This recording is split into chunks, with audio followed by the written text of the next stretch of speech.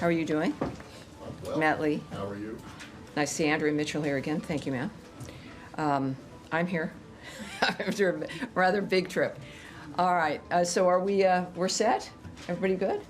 Great. So I'm going to start with a little bit of a statement here today. Welcome aboard, everyone. Nadia, nice to see you. During my first briefing, I said that under President Trump, peace through strength is back. That was clear from day one under this administration. The 11 days since my first briefing have further proven it. In an important advancement for peace, America's top diplomat, Secretary Marco Rubio, and National Security Advisor Mike Waltz traveled to Jeddah, Saudi Arabia, to meet with the Ukrainian delegation. As a result, Ukraine expressed readiness to accept the U.S. proposal to enact an immediate interim 30-day ceasefire to the Russia-Ukraine conflict. The ball is now in Russia's court, and even more advances have been made after Envoy Witkoff's visit there as well. Following this historic meeting, Secretary Rubio traveled to the G7 in Canada, where our partners expressed support for a swift end and a durable end to this conflict. And as we pursued peace, our nation also showed strength. Under the President's direction, this administration invoked the Alien Enemies Act of 1798 to initiate the removal of hundreds of dangerous members of the Tren de Aragua, a vicious, violent foreign terrorist organization, which has been threatening our nation, conducting irregular warfare, and terrorizing Americans. We express our sincere gratitude to President Bukele of El Salvador for playing a pivotal role in this transfer.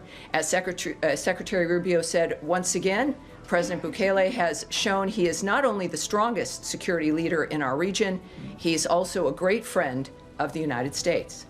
In our fight against terrorists, President Trump ordered the launch of decisive and powerful U.S. military deterrence operations against the Iranian-backed Houthi terrorists in Yemen.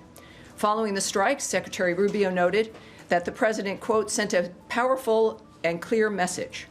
These attacks on U.S. vessels and global shipping must stop, and we will hold you accountable. We will protect our people and freedom of navigation. In furtherance of President Trump's maximum pressure policy on the Iranian regime, last week the State Department announced sanctions on Iran's oil minister and shadow fleet that facilitates Iran's illicit crude oil trade. These actions were taken to stop the flow of revenue to the Iranian regime that uses to fuel conflict in the Middle East, advances its nuclear program, and supports its terrorist proxies.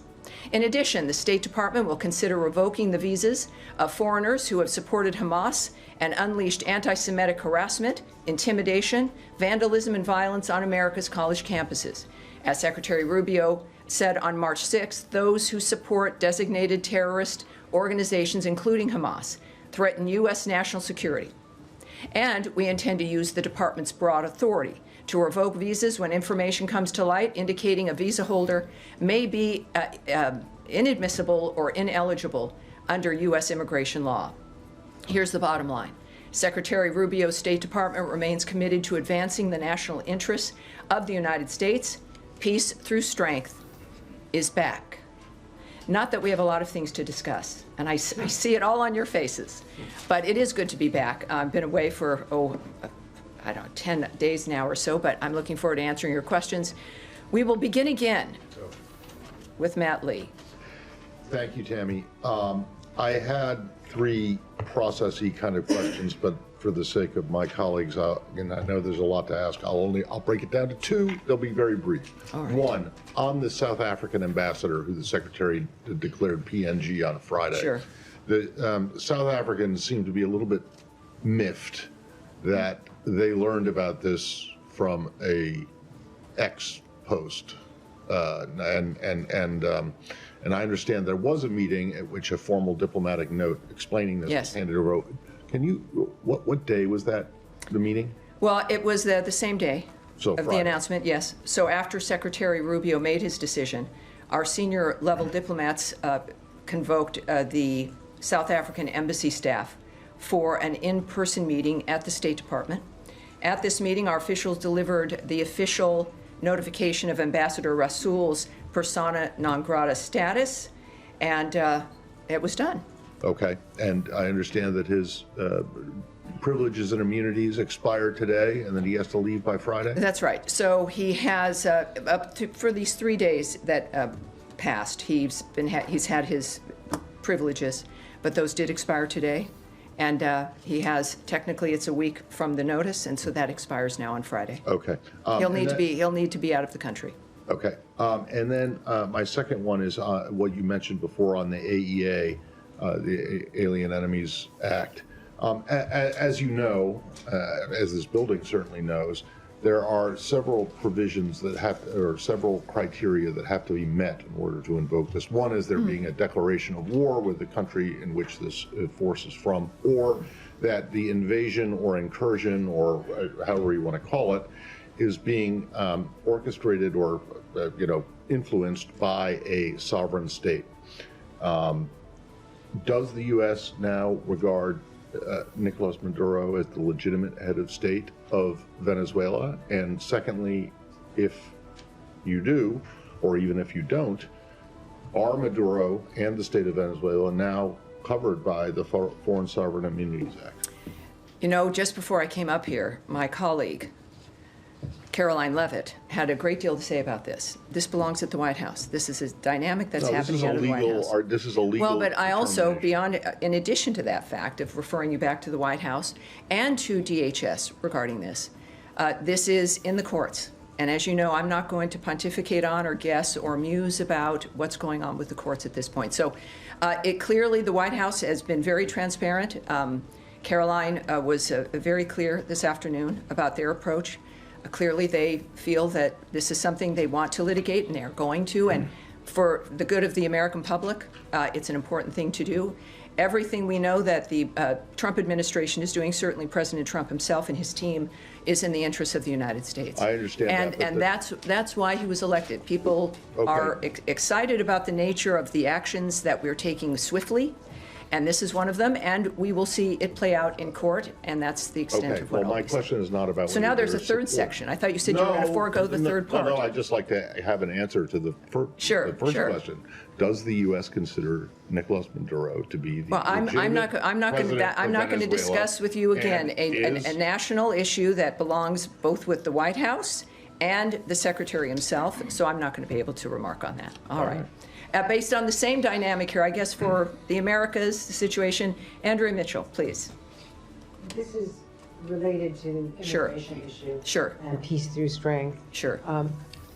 Does Secretary Rubio believe that if Afghanistan is among the countries that are there on a list, a draft list to be banned, that legitimate SIVs who were approved by the State Department during the fall of Afghanistan's withdrawal should be a carve-out, and that these people who help the State Department, the CIA, the DOD, can come and have refugee status? And I do have a follow-up. Well, first of all, there's no list. What people are looking at over these last several days is not a list that exists here that is being acted on. There is a review, as we know through the President's executive order, for us to look at the nature of what's going to help keep America safer in dealing with the issue of visas and who's allowed into the country. But what has been touted as something that is an item through the State Department, it just simply isn't the case. So the premise, I have to say, I certainly can't speak to because it's not accurate. When it comes to the nature of Afghanistan and those who've helped us, the arrangements we've made already in the past, getting as many people from that conflict here, certainly those who have assisted us and worked with us, that's been a policy and a dynamic that we've worked on from certainly even the previous administration, working to try to get that happening. So that's not something that is, certainly I can talk about regarding something that doesn't exist, but certainly when that review is done, we'll have something that we can discuss. Okay, then let me ask you also about your view, the Secretary's view, about the legality of a foreign country holding an American citizen from Iowa who has not been charged with any crime and holding his passport and not permitting him to return home in the case of what's happening in Punta Cana. and the Dominican Republic, where this young man and his family and his lawyers say that he has not been permitted to leave the Dominican Republic, that he has been a cooperating witness, he's not charged with any crime. Does the State Department have any view about the rights of that U.S. citizen? Well, I think what's appropriate here is for me to not to, this is unfortunately the nature of the State Department and what we do. When it comes to diplomatic efforts, whether they exist or not, the nature of legal frameworks for individuals, the privacy issues involved, that's not something I can get into any detail about. He has spoken publicly, and his family have. Does he have consular access? Well, that's his. I think all of us have a right to speak and to be known, but we have a standard and a protocol here that we won't discuss a private situation, a private case. Certainly, when it comes to diplomacy, diplomatic relationships between one country and another, I'm not going to go into those details. All right, Sean. Thanks. Can I go back to South Africa, the ambassador? Sure. The secretary, of course, had his ex posted on Friday. Could you explain a little bit the reasons? It's quite an extraordinary step. I was looking back, I mean, if I'm not mistaken, even in the height of tensions with Russia, there was no expulsion of the ambassador and no PNG there. What is it? I mean, essentially this is remarks that the ambassador made at a think tank or at a conference that were critical. What I'm getting is, should other ambassadors be on alert? Can they not criticize President Trump without fear of being expelled? Well, I think it's not about criticism. This was the equation of the president and the country with white supremacy. It was an allegation that casts such an awful light on the nature of the country, on individuals. It is. I mean, if we don't have a standard about the nature of someone who is in this country, who is supposed to be a diplomat to help facilitate the relationship between two countries, and that this is the standard of it, you know, we deserve better. We've had a decent level of diplomacy with South Africa. There are some challenges, but you want people in each embassy who can actually facilitate a relationship. And these remarks were unacceptable to the United States, not just to the president, but to every American. They were pretty much obscene when it came to the nature of what was alleged. So that is, I think, at the very least, what we should expect is a standard of some respect, basic, low-level respect, if you're in a position that is going to help facilitate any kind of diplomatic relationship with another country. This particular individual certainly didn't meet that standard, and it is a message to people of what America expects, what the president expects, what the Secretary of State expects, what this whole administration expects when it comes to treatment of the nation itself and as a result of the people in this country. And so that's why it was done. Sure, you could just expand on that. South Africa today said that it wants to have a better relationship with the United States. Are you open to that? I mean, there's been the Secretary of State away from the G20. Are you of the view that South Africa can report the relationship despite the criticism that's come from this building? Well, I think both the President and the Secretary of State have made it clear what the problems are and what they have an issue with when it comes to South Africa. The unjust land expropriation law, as well as its growing relationship with countries like Russia and Iran. That's what prompted the serious review of our South Africa policy, which continues to be underway.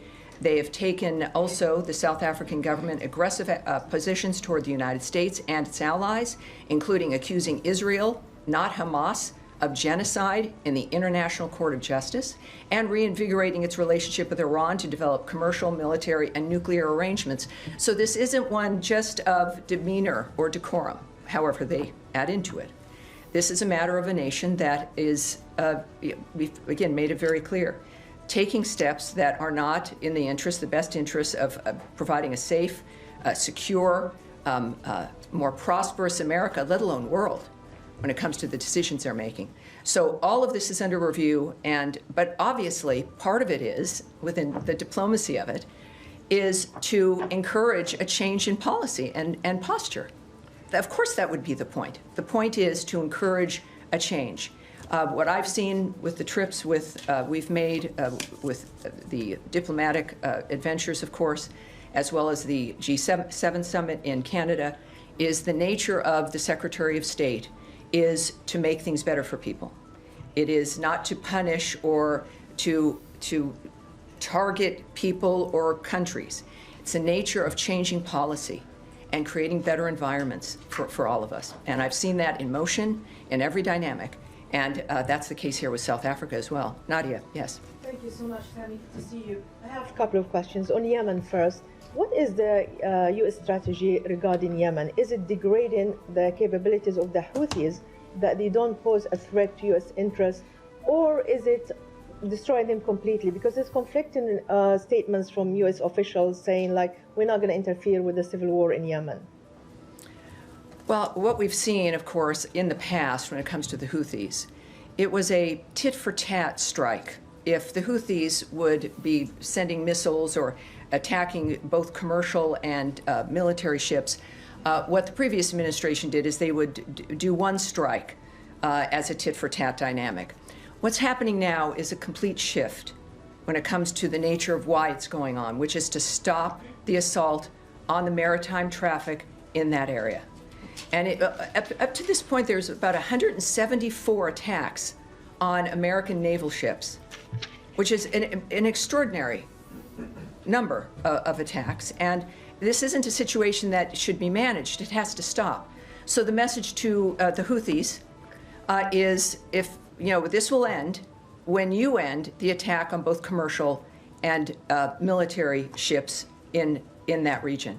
So it's a maritime issue, and it's meant to completely change the posture of the Houthis, and of course, in a conjunction in that dynamic with Iran. That the days of pinprick responses where we allow that to occur is over. That's, I think, a pretty clear statement from the administration as a whole as well. On the visa thing, just the visa, quickly. Sure. Is the area clear when it comes to revoking visas for foreign students? Are you revoking visas for students who clearly support Hamas and shows literature that's supporting Hamas, or is it also include students who support Palestine or the free, they say the freedom of the Palestinians, or showing sympathy with civilians in Gaza? Is that area very clear? Well, what Secretary Rubio has been saying on a number of different interviews is that this is about, when you think about someone applying to come into the country to get a visa, if you were to say everything that he ended up doing as would be his goal upon entering the country, we would never have issued the visa. So you have a dynamic, whereas if there's going to be certain kinds of actions that you're going to undertake, that we don't accept that. Every country has a right to control its borders and to determine who's going to come into the country. So in this particular instance, there's also, I know, a freedom of speech argument. But this is not about speech. It's about actions. It's about things that were done. And of course, I don't want to go further because also this is within a court dynamic. America's got the best court system in the world. And there will be arguments on both sides, no doubt, regarding this, but it has to be argued, it has to be litigated. But the actions that we take and the decisions we make are not about content. It's about actions that are occurring, and certainly in that particular case. Yes. Can I? Go ahead. Can Hi, I? Tammy. Hi. Thank you. Just to follow up on the Houthis question, so President Trump said every shot fired by the Houthis will be looked upon as a shot fired by Iran. So we're wondering, if Houthis don't back down, is the United States prepared to attack Iran or give Israel to do so? I think you're referring to President Trump's Truth Social tweet, and I'm sure you all have it on your phones. You should, because I'm going to refer you right back to that tweet. It speaks for itself. Right. Just to follow up on a different topic Sure. in that case. So Voice of America and Radio Free Asia is one of the outlets under Voice of America. They have written extensively on the oppression of Uyghur Muslims by Chinese authorities. Actually, their reports have raised awareness about the plight of Uyghurs. And this is a topic that the Secretary feels strongly about as well. We've just seen him last week imposed sanctions on Thai officials over deportation of Uyghurs to China. That's right. What does he think about the shutdown of this outlet? Does he support this decision? Well, and what you're referring to, I think, is the VOA and some other outlets Correct. involved with the current, some budgetary changes and actions that have been taken. What I can tell you, like with all the aspects that are happening in this shift, is that it's a fluid situation. And I look forward to watching it unfold as you do. I know you're all reporters, and some reporters here in the bullpen have been affected.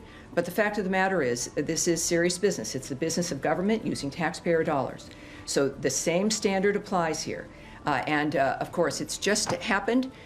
Carrie Lake, as essentially the envoy within this framework, is someone that Americans know and trust, and I look forward to seeing how this unfolds. But right now, it's new, it's a fluid situation, and we'll have more for you as it unfolds. When you say fluid, All right, could yes, it go be ahead. overturned, All right. you mean? All right, go ahead. Can I just follow up on Yemen and your assessment of civilian casualties? Because you'll know there have been reports of several. What's your assessment on that? On civilian casualties? Well, you know, under no situation does anyone want that. This is a horrible dynamic. At the same time, the Houthis are pirates who have commandeered an entire country, in addition to attempting to commandeer and threaten and harass shipping in the maritime area there. So when we think about this dynamic, certainly America seeks to avoid that situation, but we're now in a position where it has become untenable. That, you know, America's position in this kind of a regard, it's a unfortunate framework of war and of tensions and conflict like this. But of course, we lament, I think, this country of all countries, and what we've done and what we've accomplished. We lament the loss of life. That's the aspect. Because I think this is part of the real story. All of the aspects of what the Trump administration, what Secretary Rubio and everyone now in this new administration is focused on, and maybe it surprised people, it shouldn't have, is peace, is to stop the wholesale slaughter of people, is to stop the chaos that reigns through certain regions, is to make sure, especially with certainly Ukraine and Russia, is to make sure in every place where there's conflict, that the people that are alive today might be alive tomorrow. And it's imperfect, it's not something that any of us can sometimes predict the end result of. But this is an administration and a president and a Secretary of State who's made it clear that this, if there is a hallmark, the hallmark is fighting for peace and an end to this kind of chaos that has destroyed Yemenis' lives, and it destroys, obviously, too many lives around the world. Now, yes, sir, you've been waiting patiently. Yes, sir. Two quick questions on the Palestinian issue. One pertaining to Gaza. Aid has not been allowed in since the 2nd of March. The situation is very dire. I was wondering if you are really concerned about this, especially, you know, this coincided with the beginning of Ramadan as well, where people need food and water and so on. I mean, is you know, starvation used as a, you know, a method to pressure people? Isn't that a war crime of some sort internationally? Well, you know, for the horrible suffering of the Gazan people, we know where that sits. It sits with Hamas. We know that within the ceasefire, and why we fight for the ceasefire and want it to continue, is in fact to make sure that food and aid is moved into that region. The United States has led the way in that regard. We also know that at this point, when it comes to the nature of what Envoy Witkoff has worked on and what all of us still focus on, is in fact what your concern is. Making sure that there's a situation on the ground that allows food to get to the people who need it, that allows aid to move through to the people who have been suffering because of the choices that Hamas has made throughout the years. And that is what we continue to work on. So everyone, certainly it's a concern, and that is why we continue to work to make sure that aid can get to the people who need it. Yes, sir. Go ahead. Follow up? Yeah. The Syrian Interim Authority last Thursday approved a new constitution. It has granted likely no rights for the minority like Kurds and Druze in Syria, and has been rejected by these minorities, labeling it against the democracy. What's the U.S. view on that constitution? And does anyone in this department connected with the new Syrian interim authority? Do you have any engagement with them? You know, again, when it comes to diplomatic engagements, situations as fluid and as situational like that one, that's not something I'm going to be able to answer. What But I'll see what we can do when it comes to the specifics of what you've asked for. What about the? Syria. Yes. All right. I have Go. another question on Iraq. All right. Yeah, this administration, including Secretary Rubio himself, has called the Iraqi government to resume the Iraqi Kurdistan oil export and solve the U.S. oil companies' issue that are working in Iraq. But this hasn't happened. What's the U.S. view on that? Are you urging the Iraqi government to resume the oil export? Again, I'm not, at this press briefing, I'm not going to go into international negotiations or diplomatic negotiations or thoughts that might be held by the Secretary of State. But we'll see when it comes to actions on that, it'll be, I think, abundantly clear. Yes, ma'am. Syria. Thank you, Tammy. So Syria's new government, along with regional countries such as Turkey, Jordan, Qatar, and others, have been calling on the U.S. to lift the sanctions that was put in place during the Assad regime, and many view these sanctions as a significant barrier to stabilizing and rebuilding the country. Is the administration considering removing or maybe easing these sanctions? Well, again, when we think about the administration, I think of President Trump and their posture and point of view regarding Syria, and the fact that when it comes to the State Department and the Secretary, these are things that would be negotiations that would have to be contemplated, and I'm not going to do that right here from this podium. Yes, sir. Thanks so much, Tammy. I appreciate you taking the question. Over the weekend... Depends on what the question is, but go for it. Over the weekend, the U.S. deported a Lebanese citizen who was a doctor at Brown University. I was wondering if you might be able to elaborate why.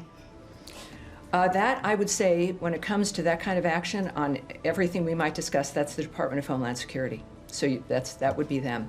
And on violence, escalating violence in the West Bank, I guess, are there any concerns at the State Department over what we're seeing in terms of Israeli actions in the north, in Jenin, in Tulkarm?